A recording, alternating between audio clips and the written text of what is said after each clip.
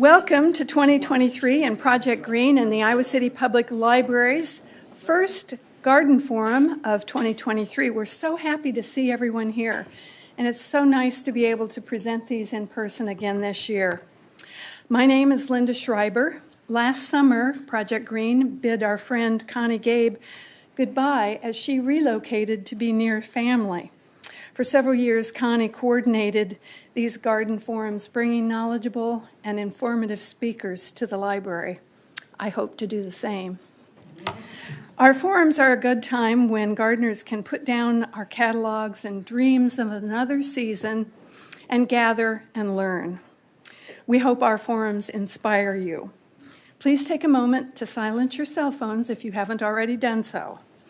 Thanks to Beth Fisher, Bon Drager, and the Iowa City Public Library staff for hosting the presentations and providing technical assistance to our presenters. Today's program is live streamed on the Iowa City Public Library's YouTube channel and can be viewed there at any time. Our forums are free and open to the public, and attendance provides master gardeners with continuing education credit hours. Formed in 1968, Project Green has devoted resources and countless volunteer hours to beautifying public green spaces for 55 years. Your financial contributions enable us to continue our work and are greatly appreciated. Donations may be made online to projectgreen.org, to the Community Foundation of Johnson County Project Green Endowment Fund, and via the City of Iowa City Green Fund. We're planning another Open Gardens weekend in 2023 on Saturday and Sunday, July 8 and 9. As in previous years, we hope to have a wide variety of gardens, and it will be open to the public with no admission charge, thanks to the generosity of our homeowners and our business sponsors. Please consider offering your garden or nominating other gardens, and watch for updates on our website and Facebook page.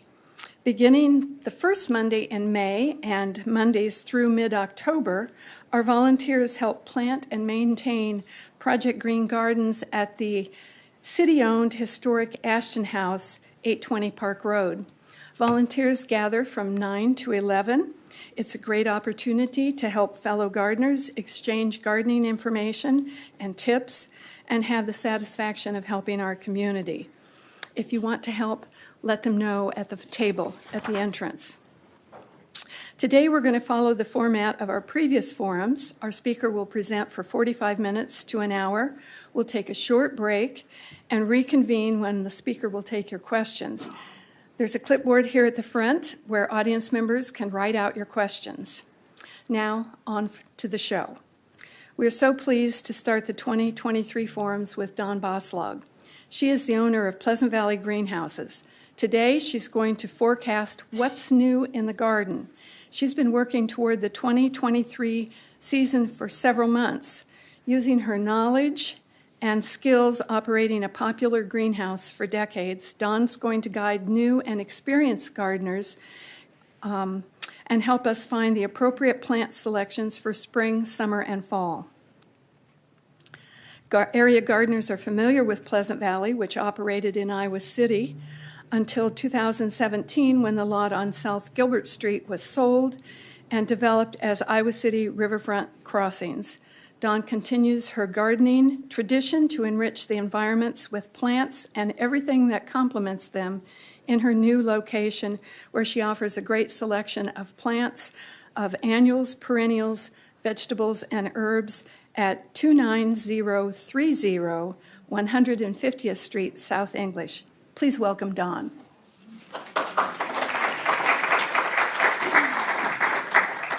For those of you who don't know me, I'm Dawn Bouslog.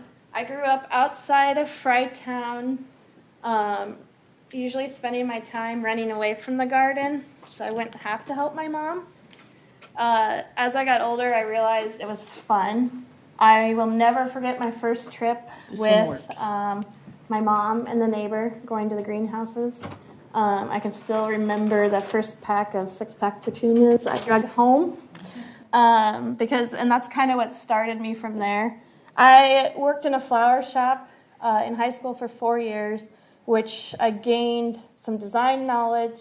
I gained flowers outside of the garden, but yet some that you could go in the garden, so I got to know my names and things like that. And from there, I worked landscaping, worked at the garden center at Pleasant Valley, also spent some time at Forever Green. Landscaping, I worked at Hometown, where it gave me an idea of being able to put everything together with like the flower shop experience, building walls, installing things. You just got a bigger picture of just growing the plant in a pot, basically, is what I was trying. So we now, in 2017, we started our first year with my family in our greenhouses. We purchased a couple greenhouses from Pleasant Valley that we tore down and rebuilt there to get started. And then a year later, when PEX decided they were closing, we also purchased a couple greenhouses from there. So I took something old and made it new. We had some weather damage, so this year it's going to look a little different. We've got some new greenhouses up in a building, so we're excited for 2023, so we hope you are too. But I'll get started. That's my little family there, so they have a lot of input throughout.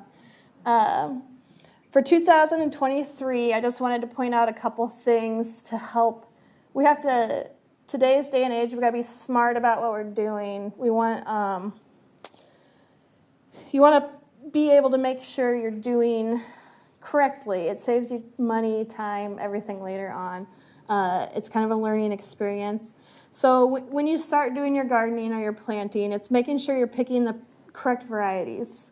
If it's a sunny spot, shady spot, if you have deer not planting their favorite food, things like that, just knowing about what you have. And sometimes it does take a couple years to figure out where you're going. So trial and error, and I highly recommend keeping plant tags, taking pictures, and knowing what works for you. So for new introductions for the veggies, I just did a few veggies, some annuals and perennials. Burpee introduced their peppers from heaven. They're promoting these because they're great in hanging baskets, and a lot more people are doing patio containers. They want them close. Orange, red, yellow, so you can get lots of color. You can eat them straight off the plant, or you can pull them off for eating inside. But again, it's a nice compact plant that's just heavily loaded for close by the house. But they do find in the flower or in the garden beds too. They also put out the new Trailblazer they were excited for. It turns and it holds its yellow color really good without getting any funny streaks later on. And it's big enough for good stuffing, eating, freezing, anything you want to do with peppers. But they're glad it holds its color so nice. So that's kind of a bigger picture. So this one here is what the little snacker peppers are. And then this is what the Trailblazer is. So it's a big lobed bell. Let's see. There we go. So for tomatoes, an oldie but a goodie that they've kind of improved along the way is Celebrity. I grew up, and Mom always had 100 celebrities. The downfall of a celebrity is the top is a little gnarly, so it's a little more wasteful than other fruits, but always heavy production, does really well in our weather. They've got it a little stronger. I have a lot of requests for regular Celebrity and a lot of people excited for the new one. Let's see here. There we go. Purple Zebra is new. And if you know tomatoes, there's 100 million different kinds. I never suggest planting all new ones. Stick with ones you love. Add a couple new ones so that you can decide for sure where you stand on them. The Purple Zebra they came out with, interdeterminate vines. It's got good color. It seems like I've noticed like food presentation has really gotten popular. They want the bold colors, they want it to be beautiful on the plate. So people are excited with the introductions of the fun colors. It's really a dark tomato, so it adds a different contrast. But I could have never got my dad to eat this tomato because it wasn't red. What does it mean when it says determinate or indeterminate? So it's the difference in the vining. So the indeterminate produces longer, and it's usually like your cherry tomatoes, bigger, vinier. Determinate, like with the celebrities, which is good for canning, is you get a heavier production all at once. So that way, you don't want to can. You don't want a little bit at once. You want a whole bunch so you can go to town. So that's the biggest. The determinate plants are usually smaller. The indeterminates are bigger. So the Sun Dipper cherry, they have kicked out, and it's on a whole bunch of advertisements. I saw it at the show. It is about 2 inches, but they say it's for snacking. And it's bright orange, but they are pushing it for those veggie trays, the beautiful food, easy to eat, so you can get a good dip in and eat and not get it on your fingers. But it's going to be in the cherry family, but it's going to be that different shape. So they had it at a lot of the shows this last year. And then this is an older one that they've improved. It's long, thin-skinned, burpless. A lot of customers want, that English cucumber you can get at the store that's easy eating. It's about as close as you're going to get for those reasons. It's more eating, more salad. I talked to somebody who I think canned them, and they said they were okay, but anytime with a burpless, the long, skinny ones kind of can get soft. Let's see. So these are not new ones, but they're ones I felt like I should share because they're some of my favorites. The Diva cucumbers are also a long cucumber. But it's smooth skin. There's hardly any seeds. It's just it's easy eating with no after effects. Let's say that is what everybody says. So that's a very popular one. I love the gherkin cucumbers because I can pick them small. If a few get away from me on the vine, they're still good, even if they're bigger. I can pickle them. I can put them in salads. I can do something simple like with Miss Wage's mix. The kids love them. It's good flavor. It's just a nice eating, fresh or canned. I still love the Red Knight and the California Wonder Bell peppers. I think that's just an oldie but a goodie for durability in our weather. Lunchbox mini bell peppers for that snacking pepper. Lots of colors, heavy producers, good snack. Ball zucchini, I've had really good luck with the last few years as long as I can keep those darn little borers out of there. I had some good luck this year by getting them picked out, and I still kept it going on a couple weeks after, so that made me happy. The chocolate sprinkles cherry tomato is what's pictured. My daughter loves it. It's become a new favorite. It's a little bit darker. It's super sweet. The kids can eat a Cool Whip container full if I don't pull it away. Just she can. So I highly recommend that one for being something to try. And the skin's not super thick for a cherry. It's just right for eating or for throwing in things. And then I threw the paste tomatoes on there because we usually grow Big Mamas, Gladiators, Super Sauce, Romas, and San Marzanos. And I've seen a huge increase on people wanting these because the Romas are smaller, the San Marzanos are smaller. The Big Mamas and Gladiators all can be pretty good size, so if somebody's canning, you can cut those up with a little less work than having teeny tiny tomatoes. The flavor's good. I did the Gladiator and Big Mamas this year. I did Super Sauce last year. It's just a bigger tomato, nice and meaty, a little less work, but still good flavor. Let's see here. So that's my star. My husband noticed, he goes, you can't say annual if she's standing in front of a perennial. So we changed the names there. But we went to the Ball Seed Show and we walked around their gardens this summer.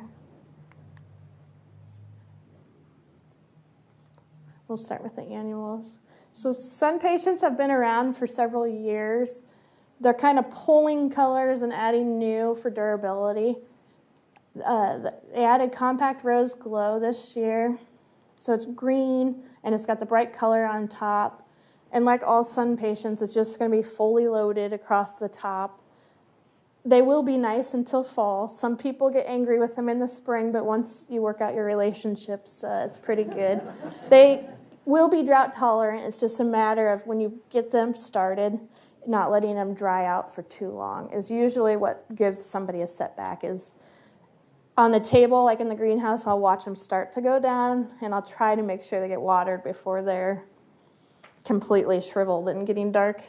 But they can take that out in the summer, in July. Once they're started, they can handle that. It's a beautiful bedding plant because there's so much color so long. Proven winners introduced this persimmon. There's a lot of talk on this one, and I've had a lot of people already inquired about it. It's going to be less of aggressive as some of the other supertunias like bubblegum for say, which has been around for years. But it's a unique color. So it's going to be loaded with color, and it's going to just fill in and be full. Be good for ground, baskets, just about anywhere you want to put it. But it'll have the same durability as their other ones that do well have. But I think the corals and stuff are really making a strong introduction this last year or two. And then the pink lemonade. Camouflage. There was a purple one that came out years ago, but it's a variegated petunia. They trialed this one the last couple of years, and they're finally getting it put out. It did really well in the ground, and it did really well in the pots. With the variegated leaf, though, there's always going to be less flowers compared to some other petunias you see, but it's kind of unique, something different that you don't see every day. And it has a lot of color, as a standalone. You can just have it. But with the leaf contrast, you get a lot out of the pot.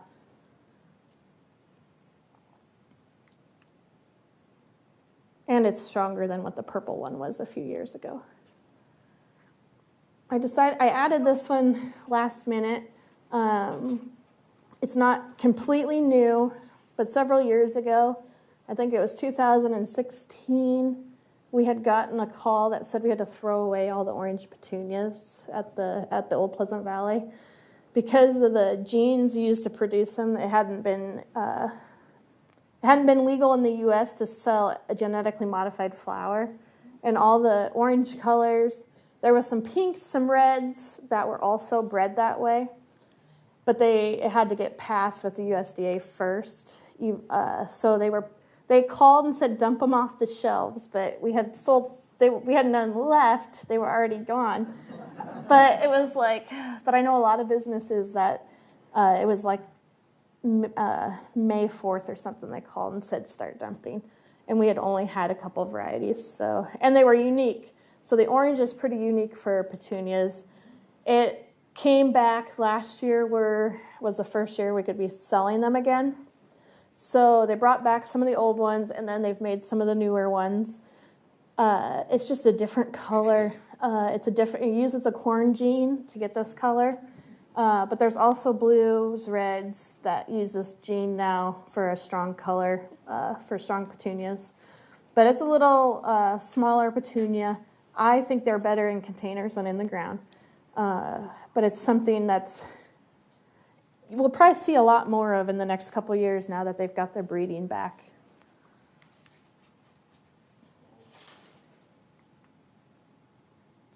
And this, the Cascade Calliope geranium, I've had some of the other colors. This one is new this year because they say it's truly a hanging ivy so that it'll start to go all the way down past the pots. It's a really bright violet color. So there's nothing like it in the breeding. It has the double flowers, and they'll hold a little bit better than a straight ivy geranium. The Calliope family is so durable in the heat that we get. I never see, I always just see flower heads all year long. So I'm happy to get to try this one this year because just something different. It'd be nice, to have a geranium that really encusped the pot. And because it's got the crossbreeding of the ivy geranium with the regular, they can go a little less watering. Partial sun is fine, but super durable. Dawn, you're going to carry all these, right? I have ordered, so here's the deal with the new plants. I started ordering last April to get on the list. I'm at the will of what shows up. So I have almost all of these ordered. I just hope I get them. But it seems like we order earlier and earlier, and I know last year, the last thing I was thinking about in April was getting new varieties. I was like, oh, come on, especially on the perennials. You really have to get on. But I have a lot of these ordered, so assuming there's no crop failures, accidents when they're on the semi, a lot of this stuff comes in boxes on pallets in a semi, and they start dropping, and then we plant them from little plugs. So we can only hope.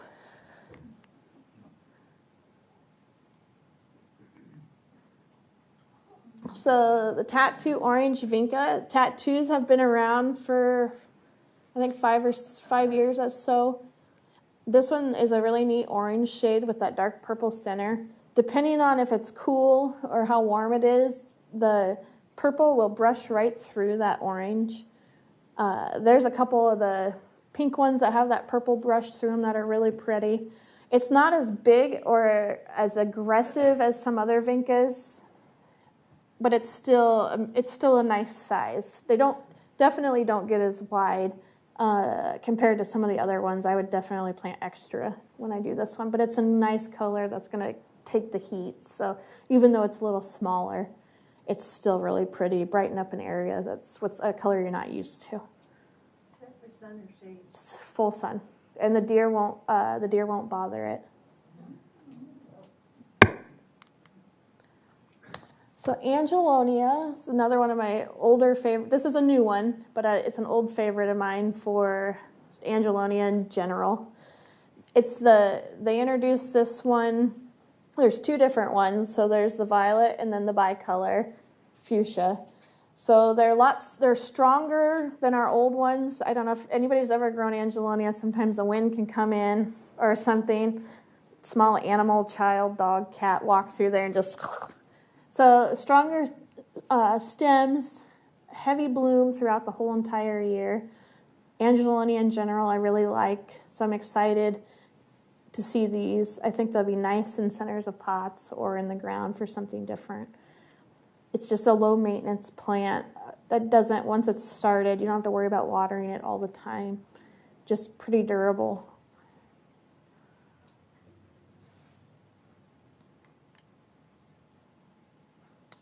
And they introduced Dragon Wing White. And it's hard on begonias because it seems like they come out with a whole bunch and they all look the same, in my opinion. But there's Dragon Wings I have always loved. And I know some people are, oh, it's just a begonia. But like, if you're gifting something to a new gardener, somebody, who's not going to take care of it, they cannot kill these. They just can't. Years ago, I did my fancy pots, and my husband did his pot, and he did his with the red dragon wings, and I did whatever glorious things I wanted. My pots were so ugly by the time we got busy, and his just stood there perfect for the whole season because it could take half the it took half the watering. You could just walk by it and ignore it forever and ever. So they wanted the white. There are a lot of people who like to do all white gardens. So this is a nice addition for low maintenance, easy care, and nice bursts of color. But definitely the wax leaf begonias like the dragon wings, the pink, red, or the white would be something for somebody who hasn't started to start with because they're low maintenance. So then I jumped to some of my favorite annuals. I used to hate begonias when I worked in town, and now they're like my favorite flower. But I've gotten busier with just life, so I needed something like for our own place that didn't require the constant attention. My favorite is the apricot there, and then the chocolate is beside it. The chocolate has a really dark leaf, and the flower is as orange as you're going to get. You can let them dry between waterings. They seem to do better than if you overwater them. You can crown rot them really easily if you overwater them. I have put them in half a day of sun, and they've been perfect. I've moved them to more, and they've been fine. If you're going to put them in scorching heat, you're going to have to water them more. But if you have kind of that in-between area and you have just let them dry out between waterings, you have a gorgeous plant all year long. It's one that I wouldn't even be opposed to, being able to drag in as a house plant for the winter if you wanted. But the apricot is just so pretty, and then the chocolate is just stunning because there's nothing like it. But super easy care, definitely something to try for just out of the ordinary. And then I have Bloomify Lantana, and I have it in the next picture. But it's a nice mid-sized lantana. Comes in the few colors, the rose, red, and mango. But again, it's a lantana that is super durable, covers and heads, doesn't go to seed, so you have color longer.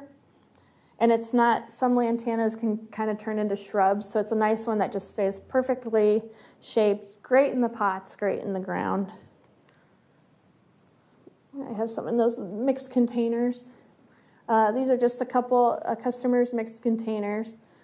There's different things in them. We have the lantana, which is kind of that pink and yellow flower that stands out. The angelonia is the pink and the white spikes. It's a pink splash geranium. The Wojo's Gem Vinca vine. I love it. I know some people are like, ooh, it's Vinca vine, but it is so flashy. Like, it makes any pot so warm and tropical so fast. The lemon coral sedum is the bright lime green stuff. It's just an annual. It's just a different look, soft, and looks like a sedum, but it's also low maintenance and kind of grows to fill in with everything. I meant to do another slide, but up at the top there's these purple balls, and that is the Truffula gomphrena from Proven Winners. It's a great, great annual. The butterflies love it. It takes our heat like it's nobody's business, does really well. A lot of things don't affect it, and it just grows. And then Scaviola is another annual I think highly of because it does well here. And there's just some light pink wisping out in there. But those are some annuals that I think are so worth having, but they're just part of the lantana pot here.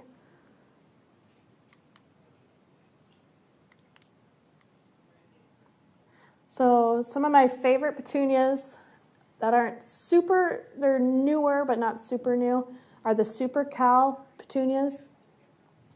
Indian Sunset and Cinnamon are my favorite. That is cinnamon right there with that kind of red color. This line of petunias will look beautiful forever.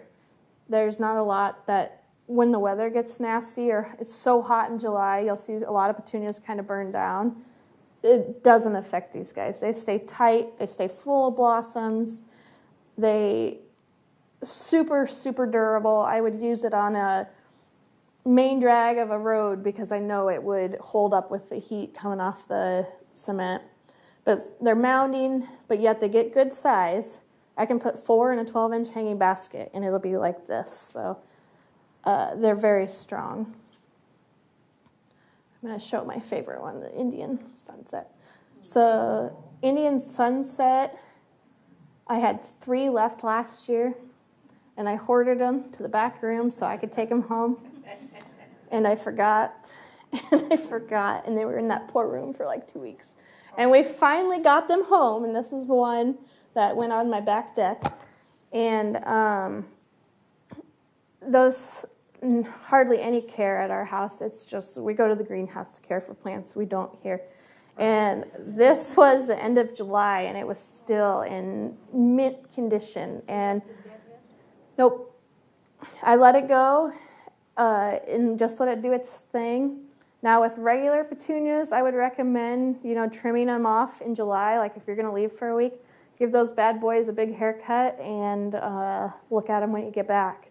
But the Super Cal's just really strong. And then this Indian Sunset, on the bench, it's yellow.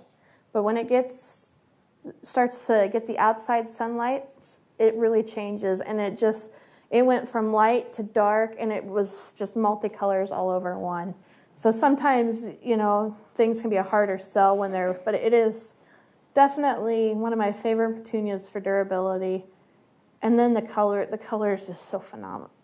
I always loved cinnamon, but this one is totally just for something different. It's really I think it came out probably 2 years ago, but the premium Super Cals are super durable. With our heat and wind, they're tight enough plants so the wind doesn't demolish them too, so that helps. And then the flower showers, this one was new last year, and it was probably everybody's favorite, like in the greenhouse when we were working around it, because there was just loads of color. It does really well in the pot or in the ground. Also one that looked really nice late summer last year. My mother-in-law had a little pot, and it was just heads of color the whole time. It is, pink and orange and yellow, just a big contrast. But it's another one that sometimes they can be super beautiful, and then they just can't take the heat. But it's a super good one that is worth trying to brighten up a spot for sure. And then this is the Super Tunias from Proven Winners. I legitimately don't have a bubblegum picture, which I couldn't believe because it's everywhere. If you drive around Kelowna, it's just literally everywhere. Bubblegum by Proven Winners is another one like that dragon wing begonia. If you're new or if you have a spot where you can't take care of, the bubblegum is probably one of the most superior petunias on the market. There's nothing, it's strong, it just loads of color. It's a light pink,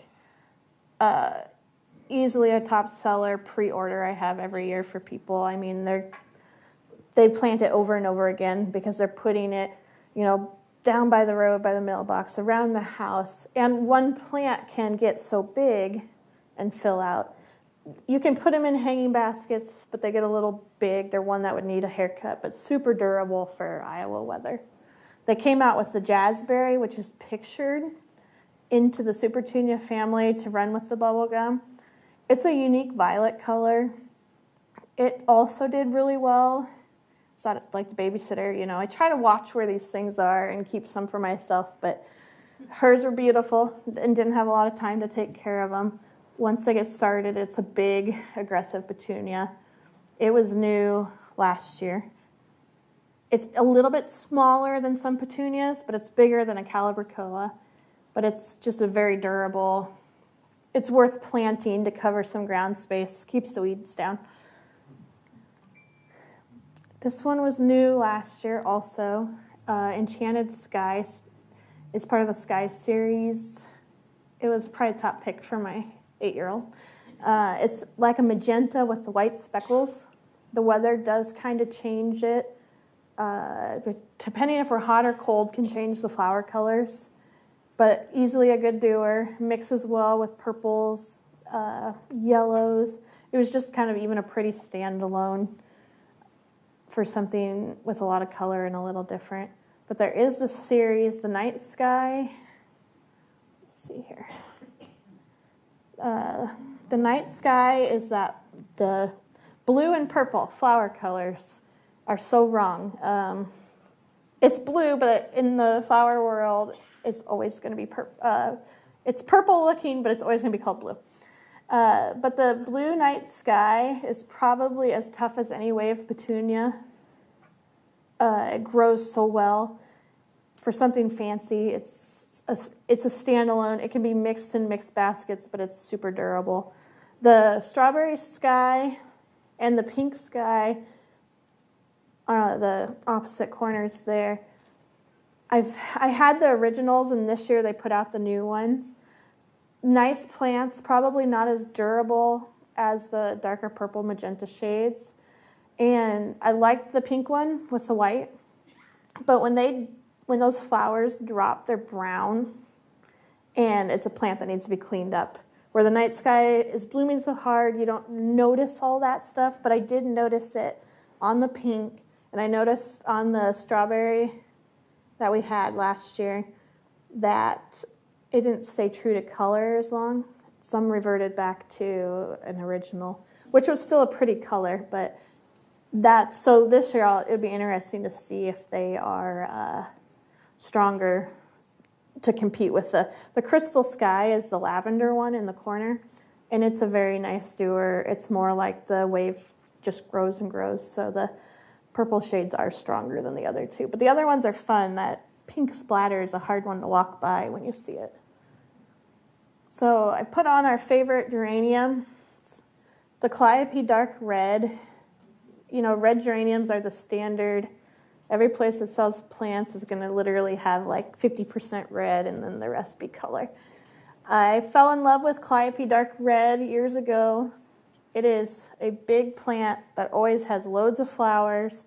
It has big green leaves that are dark. You can skip watering on it and you'll never know that it's missing out. You'll have baskets and they'll just have heads all over them, full of color.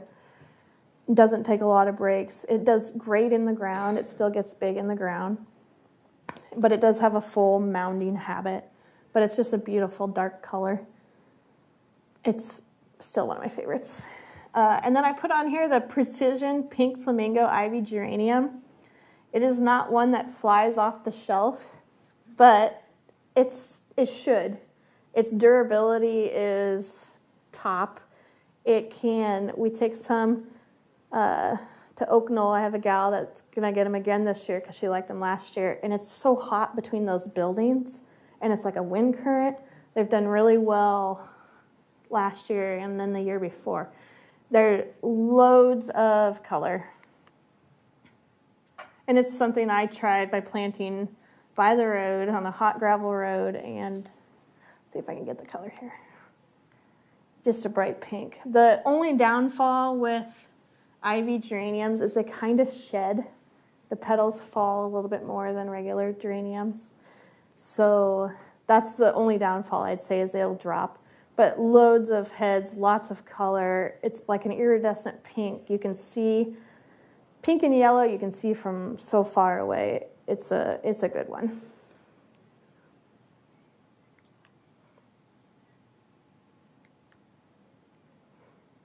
Maybe.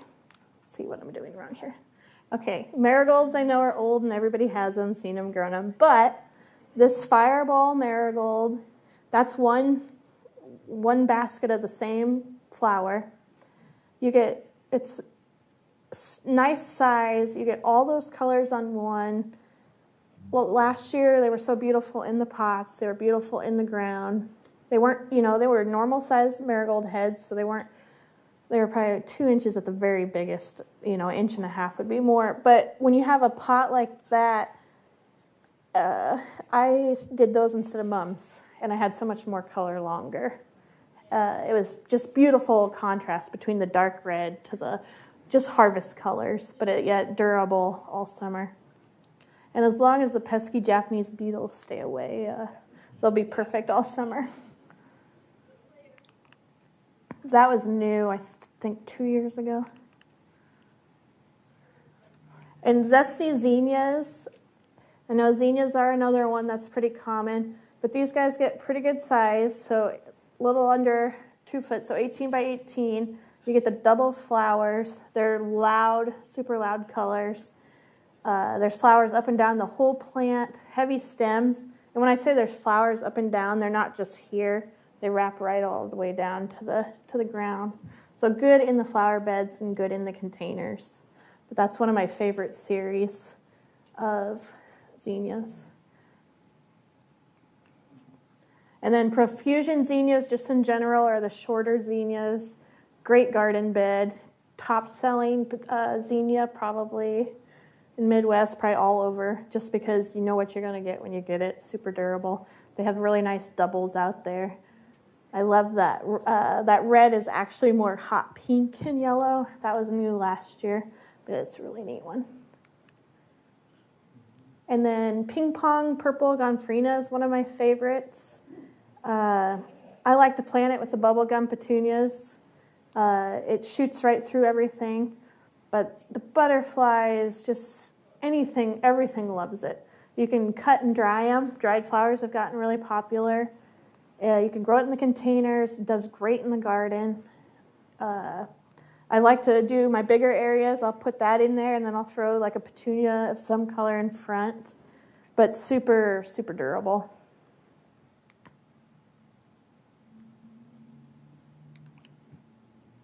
Let's see if I hit this right. I threw on, as just a favorite of mine, this Royalty Coleus. It gets good size. The maroon and the hot pink show up really good in the flower bed. I've done it in both the flower bed and the pots, and it's done both very well. It takes the sun, and it takes, it'll take the shade, but it's still better if it gets a few hours of sun to help keep that color. If it's in a super windy area, sometimes I'll notice a little kind of tatter on the edges, but the color is super great with the sun patience, just anything you want to mix it with. And that's my help again. So the varieties, not to forget to always keep a lookout when you're shopping. The Titan series Vinca is a good doer. One of my favorites is Snow Princess Lobellaria, Scaviola, of course Salvias, Verbena, Coleus, Moss Rose. Bee's Knees Petunia came out last year, or not last year, 2 years ago, 3 years ago. It's a really nice yellow petunia. I can mix it with waves and have it do really well. And it's a nice yellow when people are looking for yellows. So in those mixed pots, you can see the peach verbena, the calvercoa is the white and yellow, osteospermums, the yellow daisy, the Snow Princess alyssum, or lobellaria, a lot of people call it alyssum, but this one's a little different. It gets really big. You only need one per pot, and it takes over. And then these are compact sun patients, lilac and electric orange. They've been around for a while, but that's what the sun patients in Coralville can do with our weather. And that was late summer.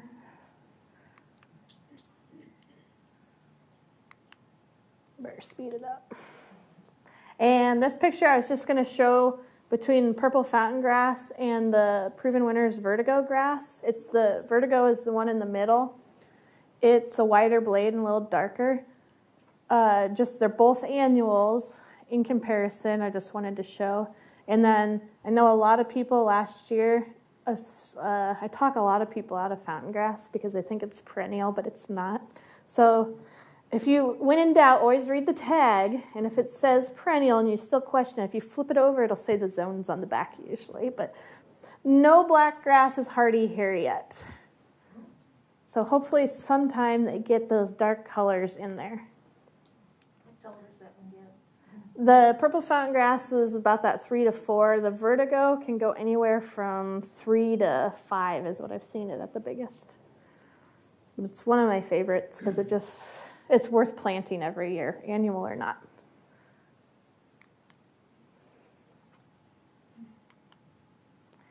This is a new introduction for next year for a perennial. The orange sunset fire spinner, I think, has always been the most common. I try to watch these pretty hard for what zone they are. They're a neat little plant. Here, they're zone 5s, but some can be zone 6s, so I just got to pick through them. But that's a new one they came out with. That's orange and pink. Low-growing, ground cover type, not super aggressive.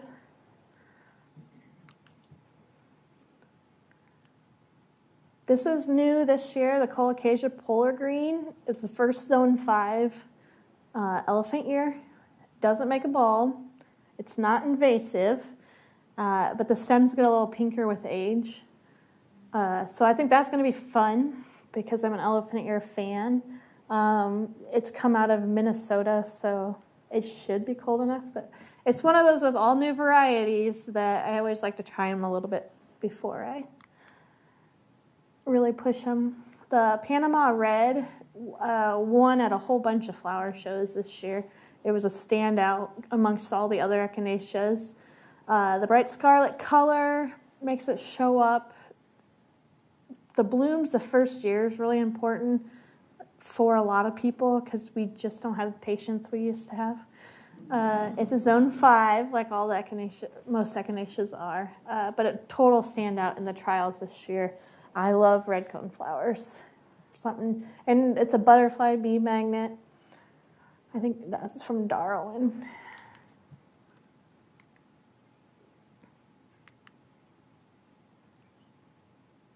I haven't found my magic spot yet.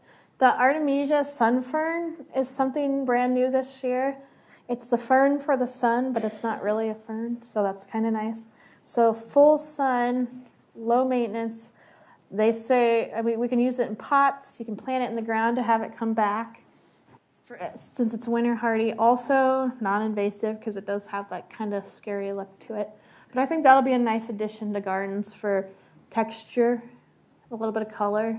There's sunfern, and then they have another one too, and they're just the big difference is the 2 shades of green. Veronica, Magic Showers, Ever and After is a proven winner's introduction. It's similar to a lot of the other Veronicas. It's got a couple extra inches on the spike color, and you don't notice because of the way it drops off, it'll look clean. Butterflies love it. I would guess the hummingbirds probably too, a little bit bigger flower spikes than some. But again, a full sun, easy doing. The Veronica families are, but that's a new color this year. The Summerific Lilac Crush is a new hibiscus this year. I can't tell how good the pictures are really showing, but it's an actual lilac color with the dark center. The hibiscus are great as long as you don't have Japanese beetles real bad, because I do like them. They don't come up till later in the spring, so if you're trying to pull them out in April and say they died, it's not true. They need the warmth, so usually like June, the first week of June is when I really pay attention. And you just have to, you can't forget that they will jump from when they first stick out of the ground, and by July be a full-size shrub, basically.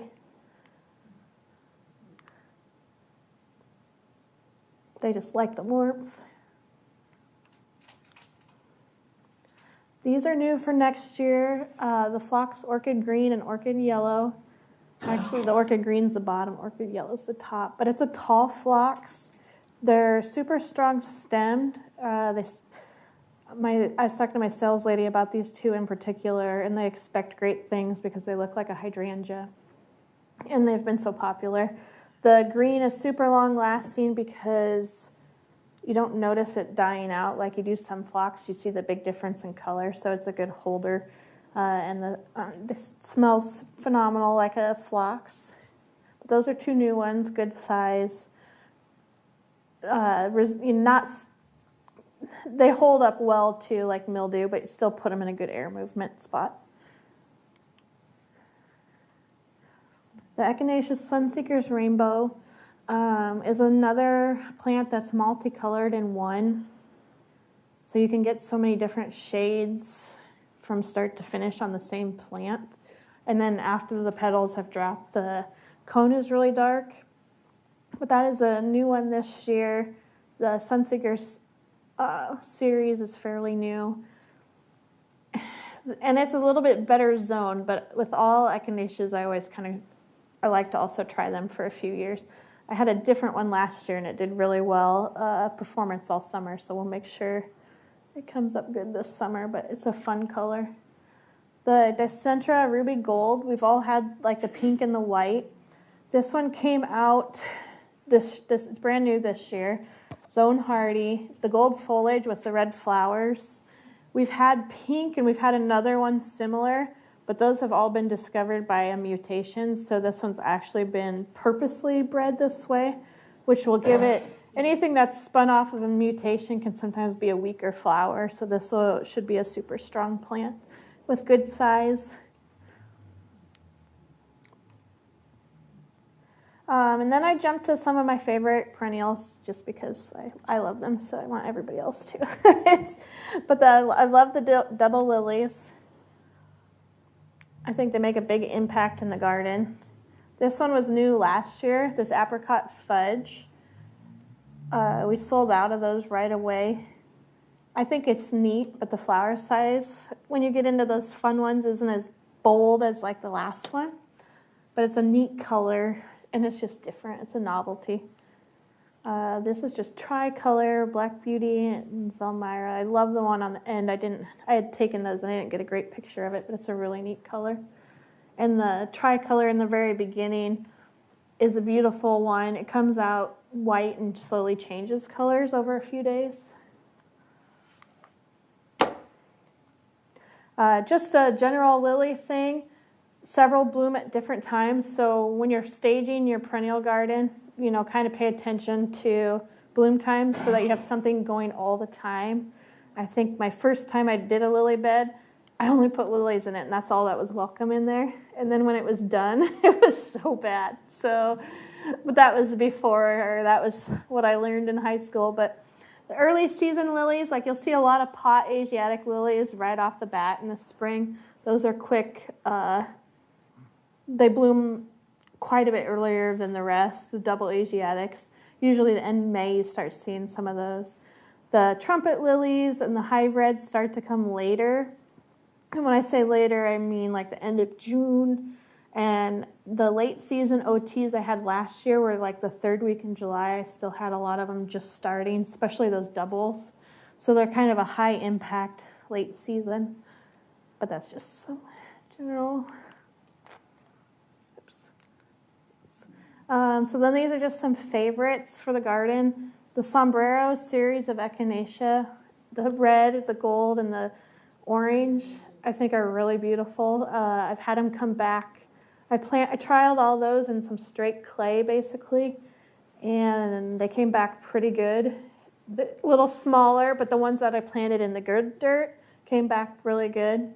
I don't have it listed, but I know the Cheyenne Sky series of coneflowers is a good series to plant, and they also can go, they're a seed echinacea, where like the salsas, they'll spread by plants, but you can't save the seeds. The seeds are sterile. But it's a beautiful summer garden color for something different. Glamour Girl Phlox is one I highly recommend. It is just this hot pinky coral, does really well, spreads nice. It doesn't have a lot of a smell, but it will be in every garden I ever have. The Lemon Meringue Baptisia is a proven winner. It's a really pretty yellow, big. Baptisia is a good plant that you can get for a perennial price, but be shrub size. It's usually like a 2x3 size plant loaded with color in the spring. The Itoch Bartzillo peony is a yellow peony. It's a cross between a tree and a regular peony. It's something different. Paint the Town Magenta Dianthus is what's in that picture. It's a really bright, vibrant dianthus. Does really well. And then the Allium Millennium is a good doer. I see it's getting planted a lot more than it used to, but it's a butterfly magnet, loads of summer color, easy care. So those are just some of my favorites. Shop local, it's important. This, couple years ago, she was stealing plants from the greenhouse. Because we don't get to do it, we have to wait. But yes, even though she put most of them back, I still found one under my seat. And then this is just some behind the scenes from when we started. The kids and family play a huge part in what we do. It's our, it's our business, it's their business. It's kind of a giant playground to them sometimes, but it's why we do it. We do it for you guys, for the kids, for everybody, because it's fun to have something that you enjoy. Except for fixing the greenhouses, that's like the least favorite thing. That one's gone now, though. That one gets to live somewhere else. We tore that one down in August and put up a different one, so we won't have to do that again. That was family bonding, big time. And then that's our current address. We're about 45 minutes from Iowa City. We're not on gravel. We're right off the highway, so it's pretty easy to get to. My first year we didn't have a bathroom. Now we have bathrooms, so that's so awesome. But now we've got a showroom, and we'll be able to walk straight into the new greenhouses. So that's kind of fun. Fun to advance from the very beginning. And then when the one greenhouse was damaged really bad, so I had sold our little hoop to another gal who does produce farming, and they took the other one to see if they could rebuild it. And so it's kind of fun to see these greenhouses that were in town for, I think that one was probably 40 years old, and I'm not sure how old the other one was. And so we used them, got started with them, and now she's getting started with them over by Montezuma. So they're like our babies, even though it's just greenhouse frames. Do you know when you'll be open again? We'll open probably the end of March, maybe earlier if the weather's nice, but last spring the weather was like disgusting. And then this is just where I've got some of our information and we get some of our plants from. But we'll kind of play it on with the weather. Right now, because we didn't tear down the greenhouses until so late in the year, we're not quite done with getting them all set up. We still got some electrical work and tables and water lines. But after this, we're done. We'll be setting up, and I won't have to tear down and move stuff around again. We handle stuff a lot. We handle plants a lot, and now we'll be able to have them all together, so it's easier to look. But I had a lady tell me once, you grow plants on your belly because you move them here, from here to here, you know. It's like Christmas when those boxes come in and you get to open them up and see the little tiny things in there, and then you just kind of get to, one tray at a time, we just start working on getting them filled out. We'll start planting, I think it's it's probably like the 20th of February. That's not a Sunday, it's when our first plants come in.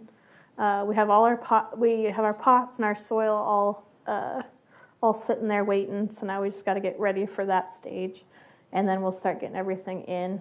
We'll get shipments every week to be done. Usually the first week of March is when the main batches come in. We seed our tomatoes and peppers usually the first week of March. I found by starting them any earlier than that, they still, every year those things get leggy on me. It's just like I can't time it quite right. But we have the advantage of all that light, where in the house you don't, so we can start them pretty late, by our time. And it's more cost effective too for what we're doing. So we don't have to. Greenhouses do you have now? So now we'll have a 3-bay gutter connect, which will be the big one, and then we'll have a grow house just for our mess, and then we'll have the perennial house too. So it'll be like if you were ever at the old Pleasant Valley, the new one will be a third bigger than what that big space was that we had. So each gutter is 100 by 30, so we have 3 of those. So it'll be a different experience, and we grow as much as we can from there as opposed to shipping it in, because even though when I order, like all our perennials will come in as roots, so they'll either be in plastic bags and moss, or they'll be in little plug trays. It kind of conserves things to keep doing it that way, and then we can say we grow it and don't just ship it in. It has our hand touch. There you go. There you go. Let's thank Dawn. Yeah, thank you This was guys. great.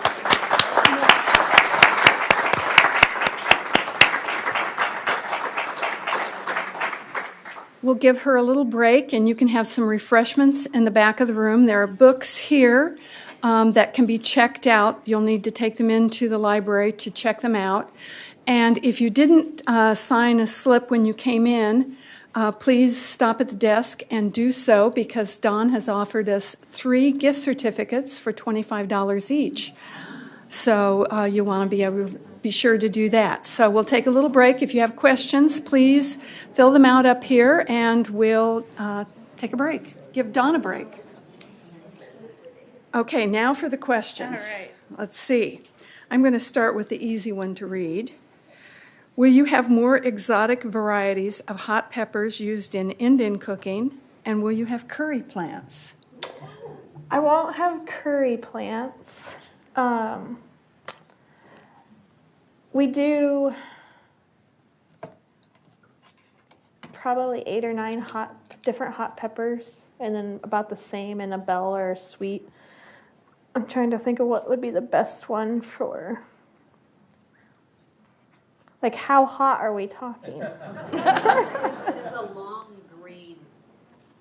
You want the habaneros? No. One habanero. Okay. I want it's used in Indian cooking, and they just call it a green Indian pepper. So I think the serrano wouldn't be hot enough then either. Well, and the cayenne would be long and skinny, but that's a kind of a different flavor too. Yeah. No, it's green, and it's bigger. But I wonder if it stays green or if it turns red. I'll have to do some research on that one because I'll have hot ones, but I don't know if I'll have them quite. They'll be bigger hots. They won't be thin drying. Because I know they had put out a few different new ones. I'll have to do a little more research on that one. Any disease resistance impatiens for shade? They're getting better. If you've got the downy mildew and you've skipped a couple years, there's the Beacon series is better. They pushed out another new one too, but they are getting better. Just make sure you take a couple years off, and then watch for the newest varieties. Stay away from like Dazzler, Super Elfin. If you're looking for just that general for a full cover one, I think Solarscape or something similar to that would be another new one that they're gonna come out. But we've really backed off the impatiens from like what we grew in Iowa City to what we grew down there. For that reason, giving some time for some of these. The diseases won't stay around forever. We're gonna have to we'll cycle out. So by the time we are cycling out, they'll probably have some really good doers for that one. But like the sun patients can take the shade too, and they're resistant to it, and they'll cover some good ground. They won't bloom as heavy as they would in the sun, but they do pretty well in the shade. The first year I planted all our sun patients in the shade because I didn't believe them. And then I realized later that they were great in the sun. What recommendations do you have for annuals in the shade? For annuals in the shade, depending on like the deepness of the shade, kind of if you get any sun, but like super dark shade, the begonias, the little wax begonias do really well. Coleus, you could throw in there. And if we're talking shade containers, a lot of times anymore, if I want a really vibrant shade container, I started mixing the coleus with the impatiens, and I started taking some perennials, like Japanese spikenard is a lime green contrast, putting that in there. We had some tassel ferns last year. So if you have like a super shady area pot-wise, mix some of both in there. Several of the begonias can take the darker shade. It's just a matter of making sure you skip watering. A lot of the shade stuff, just skip a watering. Don't put it on your regular daily schedule with your front pots or whatever side of the house there is. Fuchsias are nice for the shade. However, they are a little needier compared to some plants, but they do offer some really neat color cascades. Terenia, summer wave blue would be a good plant for the shade.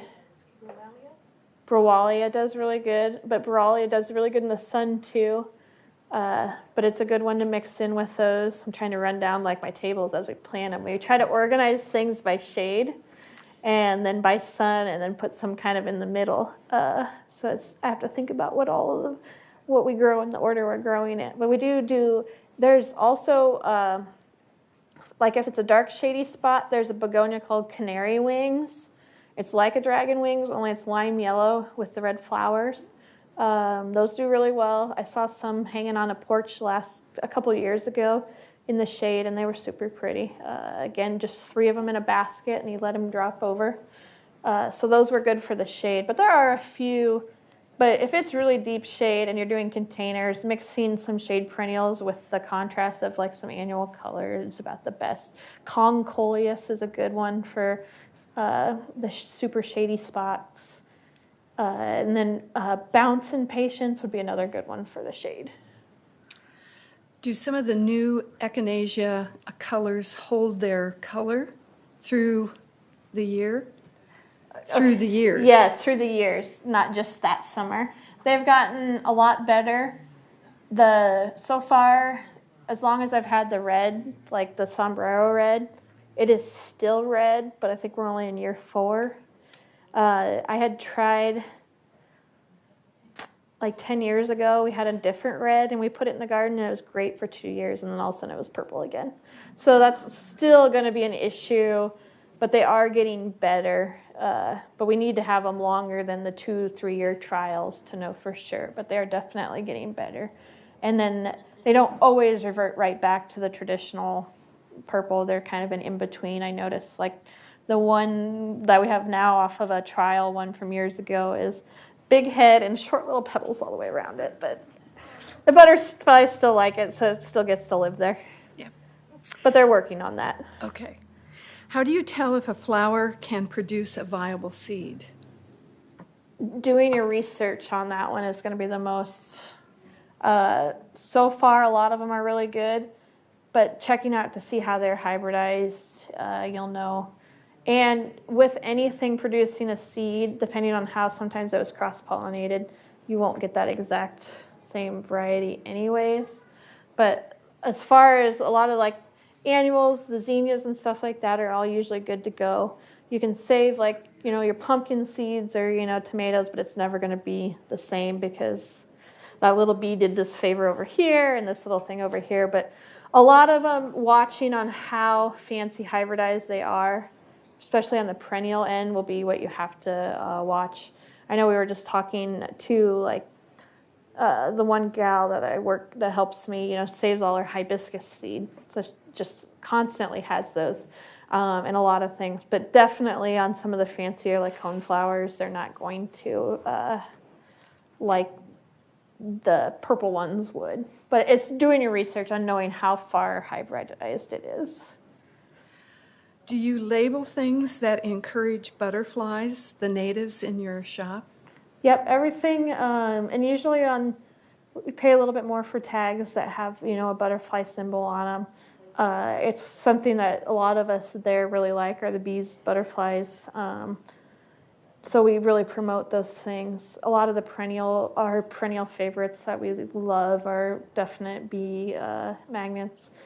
We are kind of in the middle of a lot of farm fields and stuff, and the place will just. Last year we got taken over with those giant bumblebees. They were on everything. But they don't bother you, they don't do anything, but they were coming and they were hanging out. One thing bloomed and then the next thing, and they just moved down the line. So we do have a lot of things, even if they're not true natives, but they're like hybridized off of the natives, like Amsonia. We've got a couple newer varieties and they still love it as much as they do the others. The only thing to stay away from probably sometimes is like the double flowers.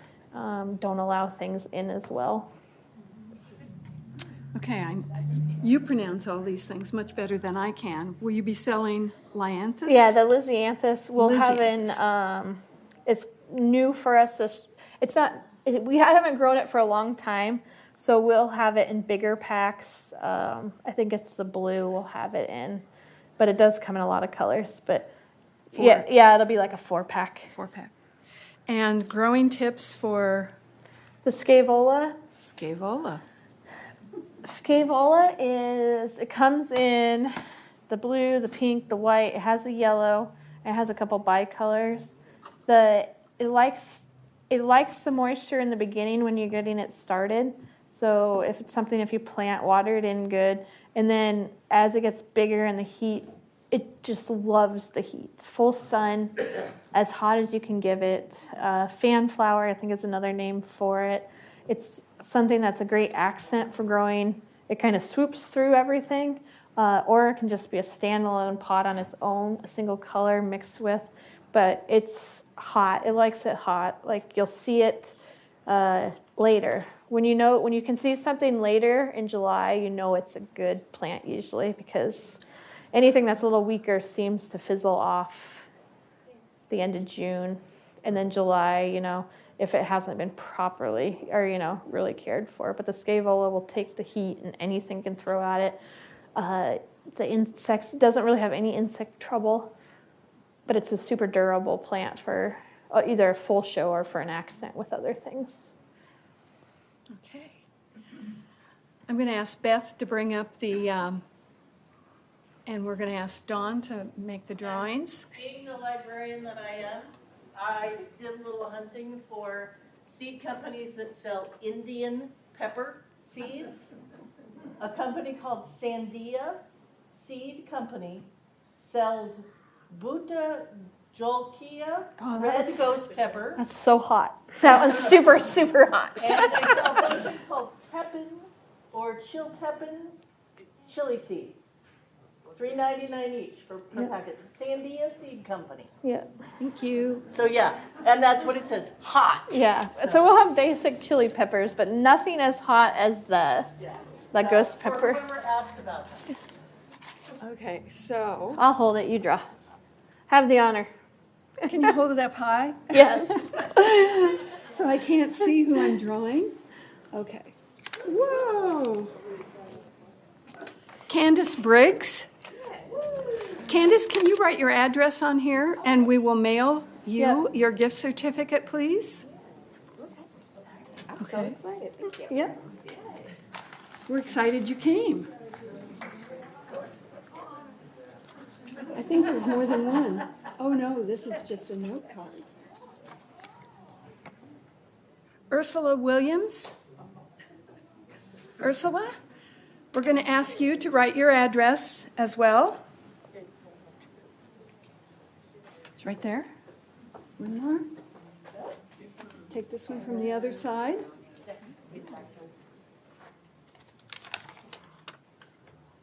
Ramona McGurk. I know Ramona. Yeah. Okay.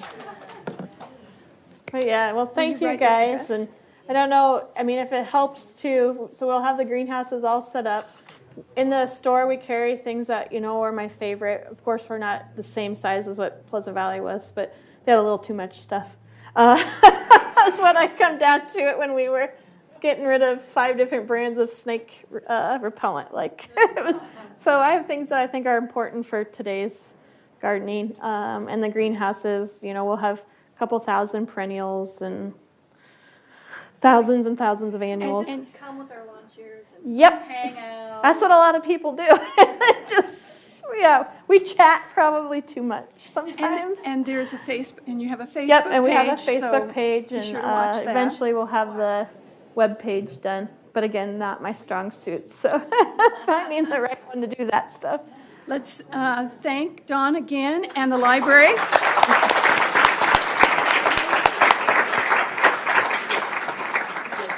So mark your calendars. Our next program will be held right here in the Iowa City Public Library on February 12th, when we will welcome Chris Hensey.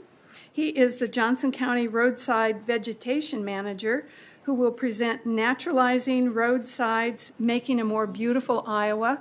I like to think of him as a masculine, younger, more handsome version of Lady Bird Johnson. Or